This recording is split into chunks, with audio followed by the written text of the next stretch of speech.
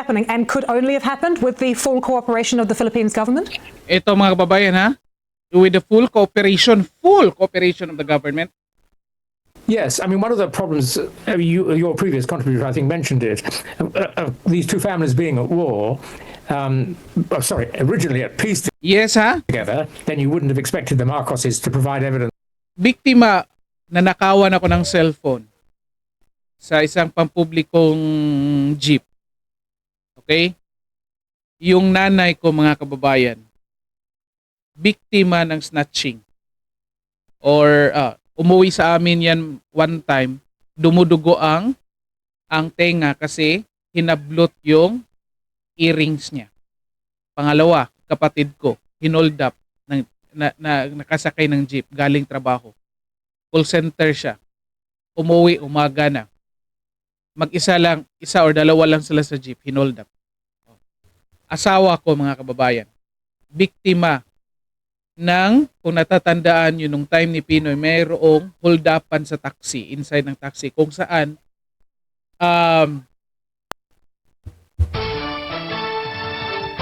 okay, magandang araw po sa inyong lahat at welcome po ulit dito sa ating Tantabunan PH channel mga kababayan. Okay, kumusta po kayong lahat? Kumusta ang isang araw na puno ng masamang pangyayari mga kababayan? Kumusta po? Mag-comment po kayo dyan kung kumusta na po kayong lahat. Nako, until now, ako mga kababayan, mangiyak-ngiyak pa rin hanggang ngayon. Kanina nagmotor ako kanina mga kababayan, and then habang iniisip ko parang tumutulo yung luha ko mga kababayan. Kasi hindi ko matanggap-tanggap na isa ako sa mga nakikinabang sa time ni Pangulong Rodrigo Duterte mga kababayan. Yet ganito ang nangyari sa kanya. Okay? Well, anyway, patuloy pa rin natin paglalaban itong mga kababayan. Kaya gumagawa pa rin tayo ng video ngayon para suportahan si Pangulong Rodrigo Duterte at ipaalam sa taong bayan, lalo na yung hindi pa nakaintindi sa lahat ng mga nangyayari ngayon mga kababayan. At ito, pag-usapan natin ngayon kasi dito may balita yung BBC News mga kababayan kung saan isang ICC prosecutor in-interview mga kababayan. At dito, nako, inilaglag niya si President Bongbong Marcos at ang buong Marcos administration mga kababayan. Okay? Pinabulaanan niya kung ano ang mga kasinungalingang iginawa or sinabi ni President Bongbong Marcos. Okay? So, eto, pakinggan natin itong balita sa BBC and then discuss natin. Maiksi lang itong mga kababayan and then discuss din natin sa huli. Maiksi lang para hindi kayo ma-board. Ang importante dito, maintindihan ninyo ito. Okay? Paki-like and share ng video natin mga kababayan, then paki-subscribe na rin po. Okay, ito. Pisa na natin. Naka-speed up lang ito mga kababayan. The ICC facing lots of other challenges when it comes to other high-profile cases. So this one is potentially massive for the court. Could you explain this? Tignan nyo, first question pa lang mga kababayan ha. This is massive. Tandaan nyo yan kasi i-discuss natin yan mamaya. First na linya mga kababayan. This is massive for the court. Tandaan nyo, anong ibig sabihin yan? Later discuss natin yan. Patuloy muna natin to. Significance, if indeed we do see Rodrigo Duterte in The Hague tomorrow? Yes, it's a pretty interesting development when one might expect the ICC to be under pressure from America to stop its work or to limit its work in respect of either Putin or Netanyahu. And here we find an investigation into somebody who's never denied that under his leadership, both as mayor and then as president, the country was subject to a large number of what looked to be, without doubt, extra legal killings. His defense, of course, is that, or was, that this was all done in defense of the people generally, because these people were dealing in drugs and the drugs war had to be won. There may, of course, be some suggestion that that wasn't necessarily the only category of people who were looked for, but probably many of them might fall within that category, at least according to his categorization of them. pakinggan yung mga kababayan, grabe yung mga misinformation, mga kababayan, na grabe yung fake news na mga natatanggap ng mga foreigner na ito, mga kababayan, ha.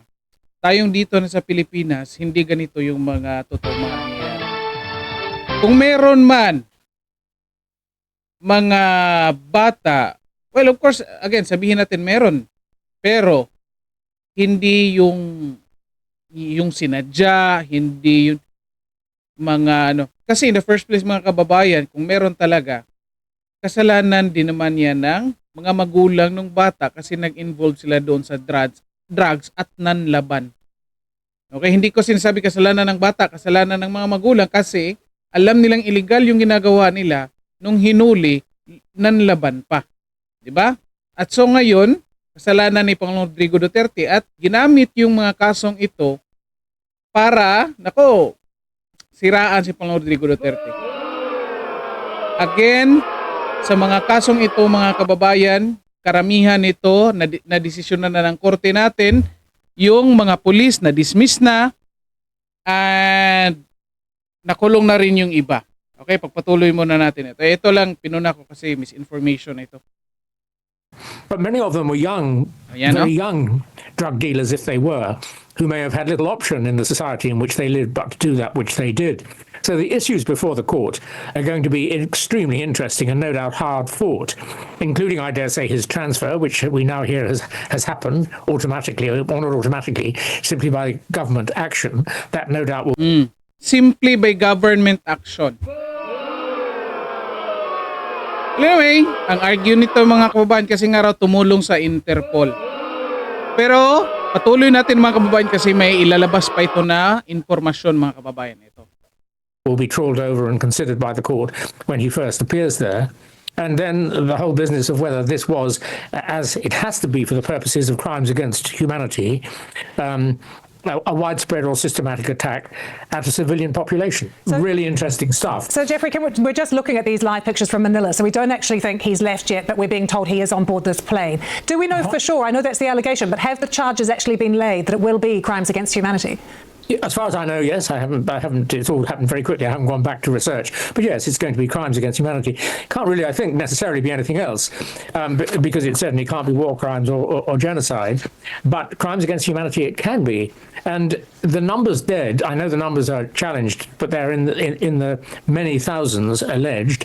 And some organisations, I think Human Rights Watch or Amnesty, think the numbers are greater than those generally discussed.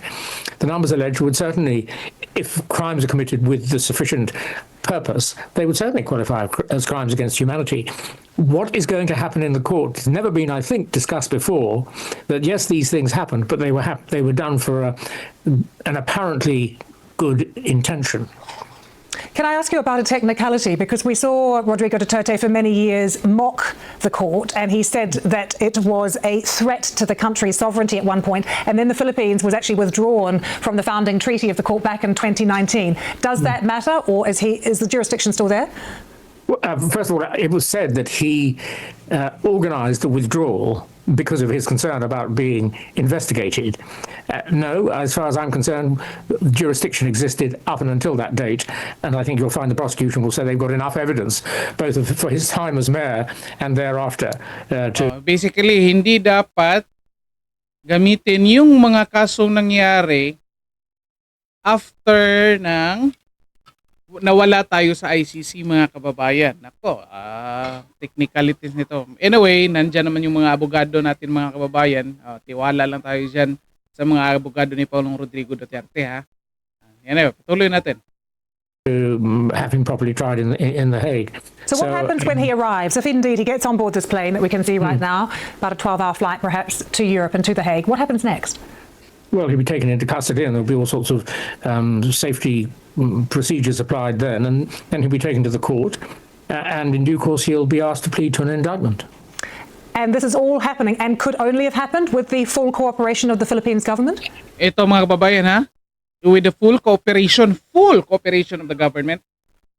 Yes, I mean, one of the problems, your previous contributor, I think, mentioned it, these two families being at war, originally at peace Yes, ha? together, then you wouldn't have expected the Marcoses to provide evidence against Duterte. Now that they're at war... We hear that Marcos is prepared to cooperate. The question then may include, or the questions then may include, whether evidence provided by the regime under Marcos will be clean evidence, or whether there's a risk of its being tainted before it ever arrives in The Hague. And the prosecutors in The Hague, I don't know to what extent, if any, they've been in the Philippines recently, but they will no doubt now be allowed in. And if they go in, will they be able to find evidence that they're satisfied is free of any taint because of any enthusiasm by Marcos to deepen the rift between the two families? And just a final thought, Sir Jeffrey, you mentioned the pressure from President Trump on the court. Oh, anyway, stop lang muna natin dyan mga kababayan kasi ito lang yung punto natin yung pinapikita. Okay? Pag-usapan natin ito, maiksi lang ito mga kababayan, pag-usapan natin ng mabilisan. Ito mga kababayan dito, pinapakita kahit anong deny ni Presidente Bongbong Marcos mga kababayan, isa siyang traidor. Walang hiyang presidente si Presidente Bongbong Marcos mga kababayan. Ako personally mga kababayan, proud na proud ako. Hindi ko binoto si President Bongbong Marcos. Proud na proud ako. Kahit hindi nanalo yung binoto ko, at least for the first time, kahit natalo ako, proud ako, mga kababayan. Kasi, ito ngayon yung nangyayari. Bakit naging traidor si President Bongbong Marcos dito? Ito mga kababayan, ito sinasabi ni Salvador Panelo na kung saan itong ginawa ni Marcos at ng kanyang administrasyon mga kababayan ay impeachable offense ito. Okay. Bakit? Number 1. Sabihin na natin mga kababayan, nag-full cooperation kung saan nagbigay siya ng ebidensya. Sila ang nagbigay ng ebidensya. Hindi ko sinasabing hindi dapat ibigay.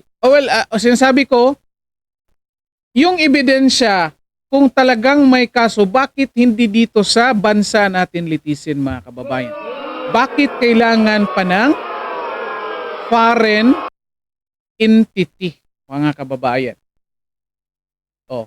Kung may ebidensya sila, kung sapat na yung ebidensya nila mga kababayan, bakit hindi nila litisin dito si Presidente Bongbong Marcos at doon sa ICC?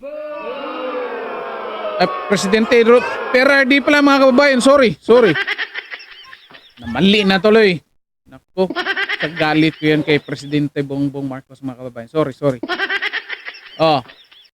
Kung enough yung ebidensya nila, kung tama, kung matibay yung ebidensya, bakit hindi dito sa Pilipinas? Kaya nga, sinasabi ko, traidor si Presidente Bongbong Marcos mga kababayan kasi ininsulto niya ang justice system natin. Pati na ang Supreme Court mga kababayan. Ininsulto niya. Bakit? May ebidensya naman pala sila. Sapat naman palang ebidensya nila. Matibay naman palang ebidensya nila. Bakit hindi sila mag-file ng kaso doon sa korte natin dito sa Pilipinas? At bakit doon sa ICC? Di ba? So anong ibig sabihin yan? Anong tawag ninyo dyan? Di ba? At bakit minadali at bakit hindi hinintay ang desisyon ng Supreme Court kung maglalabas ba sila ng TRO or hindi? Bakit gusto ni Torre na inilipad agad? Well, of course, alam natin na itong si Torre na pag-utusan lamang mga kababayan. Kasi posible naman, wag lang po muna sana tayong magalit kay General Torre. Well, okay lang siguro mga kababayan kasi ito si Torre nagpapagamit naman kasi. Kasi pwede namang ibang general yan mga kababayan ang nandyan. It so happen mga kababayan sa administrasyon ni Marcos ngayon, si General Torre yung naka-assign dyan kasi nga naman nagpapagamit. Okay na lang. Magalit na kay Torre mga kababayan. Kasi nagpapagamit. Ito nga, may utos yan na minadali. Bakit minadali? Bakit hinihintay yung desisyon ng korte kung maglalabas ba ng TRO o hindi mga kababayan? At inilipad kaagad ng ibang bansa. Ngayon, questionably na ito kasi kung maglalabas ang Supreme Court ng TRO, baka hindi i-honor yan ng ICC. Diba? Mga kababayan. Ito ngayon ang issue. Ano kayang mga ebidensya ang ibinigay ni Presidente Bongbong Marcos? Kasi, naging presidente si Bongbong Marcos, mga kababayan, ay 2022 na. 2019 pa tayong wala sa ICC. 2022 siya naging presidente. Kahit sabihin natin, umpisa ng 2022, nangolekta sila ng ebidensya. Anong klaseng ebidensya meron sila? Oh, sa tingin ko malabo ito, mga kababayan. So, ibig sabihin nito, mga kababayan, ibinenta si Pangulong Rodrigo Duterte ni Presidente Bongbong Marcos sa international community. Para, tandaan nyo yung unang statement, di ba? It's a massive for the ICC court. Ibig sabihin, mga kababayan, binigyan ng Pilipinas sa pamamagitan ng pagbenta kay PRRD doon sa ICC. Binigyan ng Pilipinas ang ICC ng anong tawag nito? Parang reward or dignity. Yung korte nila, kasi nga in the first place, mga kababayan, marami silang meron silang mga inilabas na arrest warrant ng ibang highly profiled individuals, yet until now hindi nila mahuli-huli.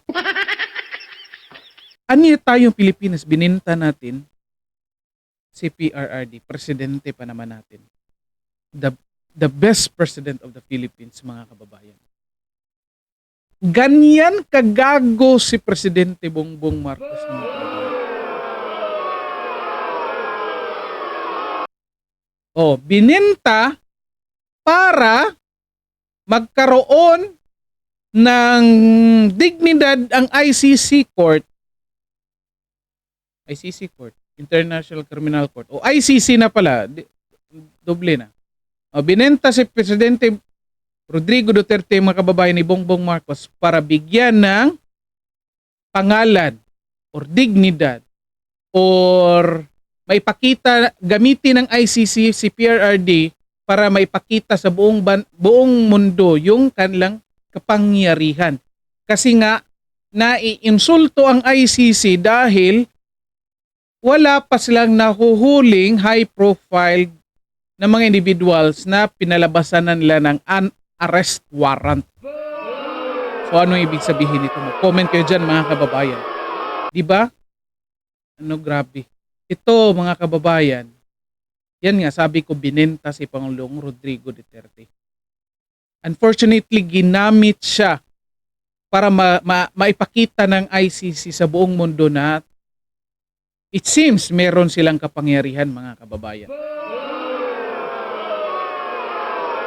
Again, insulto ito. And another thing, sabi ni Salvador Panilo, violation of the Constitution ito, mga kababayan. Impeachable offense ito. Kasi the first day, ang unang araw ng presidente ng Pilipinas ay nanumpa siya na uphold the Constitution, defend the Constitution and its people, mga kababayan. And yet, anong ginawa nila? Nung kay Mary Jane Veloso nga, nagkandara pa tayong nakipag-negotiate sa ibang bansa para maiuwi si Mary Jane Veloso. And yet ngayon, former president, binenta natin sa ibang bansa.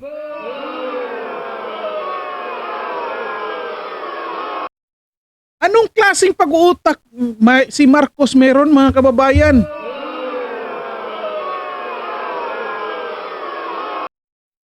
Diba? Then ito, another thing. Ibig sabihin nito, mga kababayan, na napakalaking sinungaling ni Presidente Bongbong Marcos, mga kababayan. Bakit? Anong sabi niya? Hindi nag-cooperate. Anong sinasabi dito ng ICC prosecutor? With full cooperation, mga kababayan. Sinong paniniwalaan natin ngayon? Na kung saan si Presidente Bongbong Marcos ang dami ng inilabas na kasinungalingan sa atin. Maniniwala pa kaya tayo sa kanya, mga kababayan?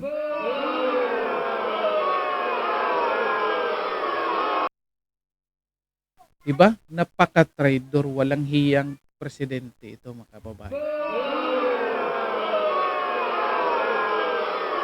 I think oras na para meron tayong gawin, mga kababayan. Bawi tayo ngayong eleksyon. Babawi tayo, mga kababayan. Ipakita ninyo kung sino yung may kapangyarihan dito sa Pilipinas.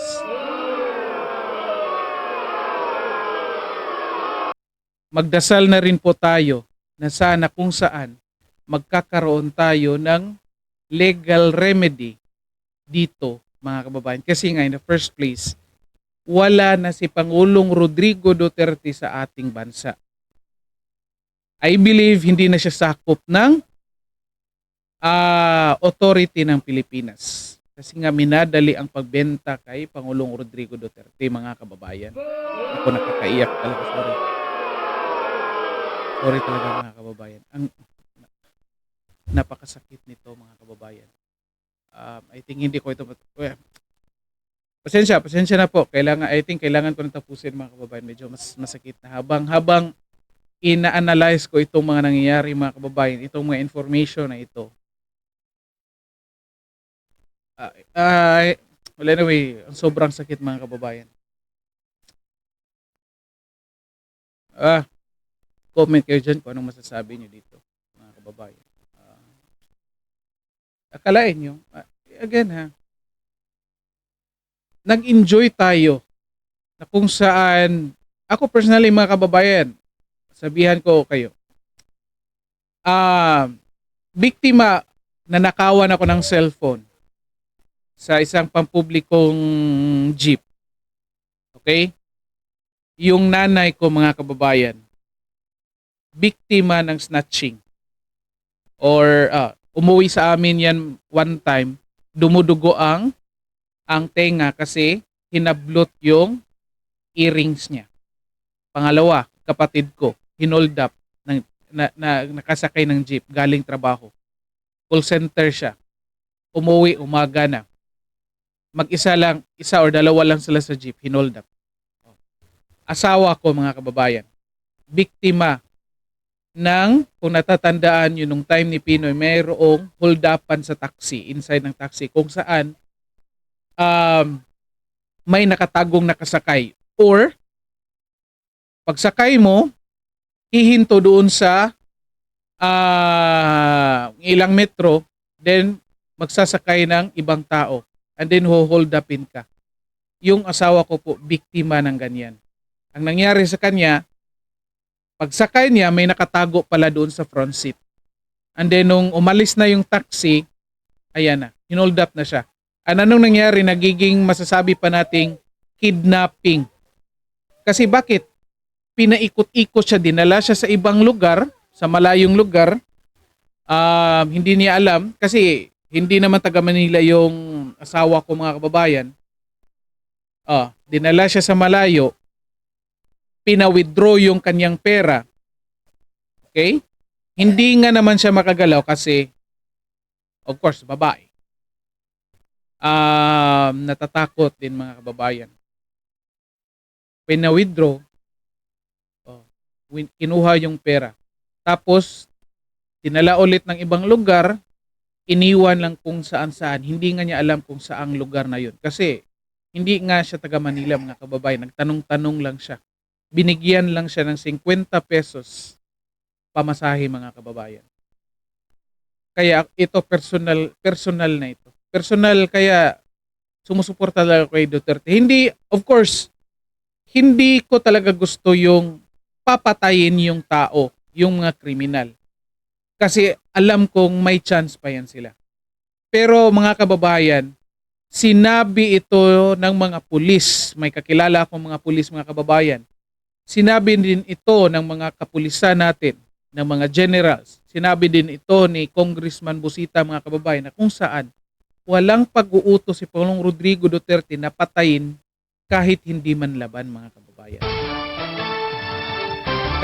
Kaya, nako, nung time ni Pangulong Rodrigo Duterte, nakita at na-experience talaga natin na kung saan pwede ka nang mag-text, pwede ka nang sumagot ng tawag kahit kahit in public places, kahit pumunta ka sa lansangan, hindi ka na matatakot, wala nang mag-i-snatch, wala nang mga hold up, natakot talaga yung mga ano. And yet, ipinalabas dito sa national news mga kababayan, pinapakita nila yung kabaliktarang nangyayari mga kababayan. Diba? Kaya mas masakit sa akin. But anyway, dito na lang po muna tayo, and then again, paki-comment po kung anong saloobin niyo dito, and then paki-share na rin po, and then paki-subscribe rin po sa ating channel. Okay, maraming salamat sa lahat at magandang araw sa inyo.